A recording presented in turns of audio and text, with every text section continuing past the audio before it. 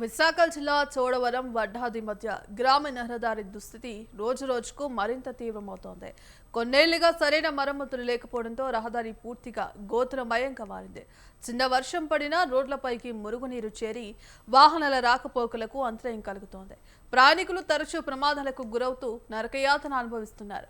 ప్రభుత్వం ఇటీవల 2.5 కోట్ల రూపాయలతో అభివృద్ధి పనులు ప్రారంభించినప్పటికీ రోడ్డు పనుల ఆలస్యంపై విమర్శలు వెల్లువెత్తుతున్నాయి. పనులు వేగంగా పూర్తి చేసి నాణ్యతతో చేయాలని స్థానికులు డిమాండ్ చేస్తున్నారు. దీనిపై మరింత సమాచారం మా విశాఖ ప్రతినిధి సూర్యప్రకాష్ అందిస్తారు. జిల్లా నిత్యం కూడా అభివృద్ధి చెందడానికి ఎంతో దగ్గరలో ఉందని చెప్పుకొని కూటమి ప్రభుత్వం ఎన్నో హామీలను అయితే ప్రకటిస్తుంది. అలానే ఎన్నో శంకుస్థాపనలు సైతం కూడా చేస్తుంది. కానీ దశాబ్దాల కాలం గడుస్తున్నా కూడా గత ప్రభుత్వం కావచ్చు, అంత ముందు ఉన్న ఈ టీడీపీ ప్రభుత్వం కూడా ఇప్పటికీ కూడా చోడవరం పరిసర ప్రాంతాల్లో ఏవైతే రోడ్స్ ఉన్నాయో ఆ రోడ్ల పరిస్థితి దుస్థితి చూస్తే నిత్యం కూడా నరకయాతనగా మారిపోతున్న పరిస్థితి కనిపిస్తుంది. ప్రధానంగా ఏదైతే చోడవరం ముందు ఏదైతే మొదలవుతుందో ఆ ప్రాంతం చోడవరం దగ్గర నుండి పాడేరు వెళ్ళే దారి వరకు కూడా దాదాపు వెళ్తున్న దారంతా కూడా గతుకులమయం కావడం, నరకయాతన ప్రయాణం అయితే సాగుతుందని అయితే చెప్పేసి అయితే ప్రయాణికులు నిత్యం కూడా వాపోతున్న పరిస్థితి ఉంది.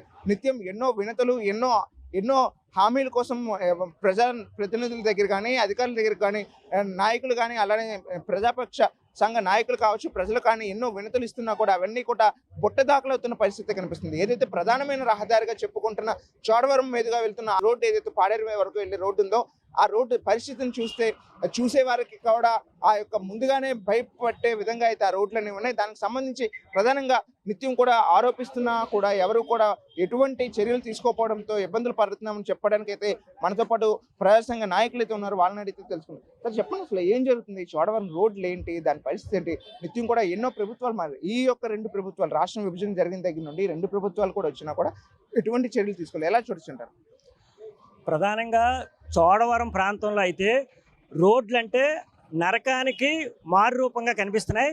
ఆ రోడ్లో గర్భిణీ స్త్రీలు కానీ ప్రయాణం చేస్తే ఆటోలో కానీ బస్సులో ఆటోలో ప్రసవాలు అయిపోవాల్సిందే.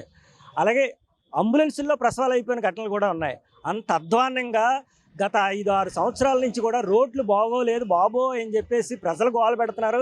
మేము సిఐటియుగా సిపిఎం పార్టీ వామపక్షాలు పెద్ద ఎత్తున ఆందోళన చేసాం. అయినా సరే అక్కడ స్థానిక ఎమ్మెల్యేలు, అక్కడ మాడుగుల ఎమ్మెల్యే కానీ, చోడవరం ఎమ్మెల్యే గారు కానీ, లేదంటే నర్సీపట్నం ఎమ్మెల్యే గారు కానీ కనీసంగా పట్టించుకునే పరిస్థితి లేదు. ప్రధానంగా నర్సీపట్నం నుంచి భీమిలి వెళ్ళే బిఎన్ రోడ్ అని చెప్పేసి అంటారు దాన్ని. ఆ బిఎన్ రోడ్లోనే దాదాపుగా పెద్ద బ్రిడ్జిలు, శారదా నది పైన ఉండే 2 పెద్ద బ్రిడ్జిలు వడ్డాది దగ్గర కూలిపోయింది. అలాగే విజయరామరాజుపేట దగ్గర కూలిపోయింది. ఆ రకంగా బ్రిడ్జిలు కూలిపోయి సంవత్సరాలు అయిపోతుంది. అలాగే గోవాడ దగ్గర బ్రిడ్జి కూడా శిథిలావస్థ స్థాయిలో ఉంది.